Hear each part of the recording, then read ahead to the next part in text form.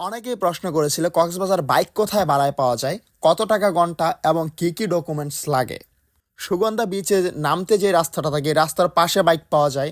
তারপর হচ্ছে আপনার ডলফিন মোড়ের পাশেও বাইক পাওয়া যায়, ডলফিন মোড়ের সাথেই। তারপর হচ্ছে আপনার মেরিন ড্রাইভ রোড ঢুকতে হাতের বামে অনেকগুলো পয়েন্টে বাইক পাওয়া যায়। তো আমি সাজেস্ট করব মেরিন ড্রাইভ রাস্তায় ঢুকতে হাতের বামে যেই বাইকগুলো পাওয়া যায় ওইখান থেকে বাইক নেওয়ার জন্য। আর বাইক ভাড়া নিতে হলে আপনার শুধুমাত্র আইডি কার্ডের প্রয়োজন হবে, আর কিছুই লাগবে না। আর প্রতি ঘন্টা বাইক ভাড়া ওনারা চায় 400 টাকা। তো আপনি কি করবেন, ঘন্টায় কখনোই বাইক ভাড়া নেবেন না, আপনি নেবেন হচ্ছে একটা নির্দিষ্ট সময়ের জন্য। ধরেন যে আপনি বলবেন যে আমি বিকেল মানে দুপুর 2টা থেকে রাত 8টা পর্যন্ত বাইক চালাবো, কত টাকা নেবেন। সেক্ষেত্রে আপনি হয়তো 1000-1500 টাকার মধ্যেই পেয়ে যাবেন।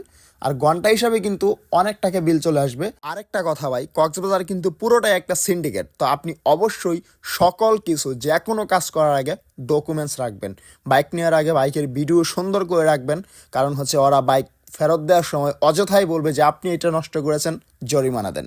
তারপর হচ্ছে আপনি ওদের সাথে পাকাপোক্তভাবে ভালোভাবে কথা বলে নেবেন, কারণ ভাই ওদের কি বলবো, ভালোর বালা ভালো, আর অন্য সময় ওদের ব্যবহার এত বাজে আপনার সাথে যে কোনো কিছুই করতে পারে।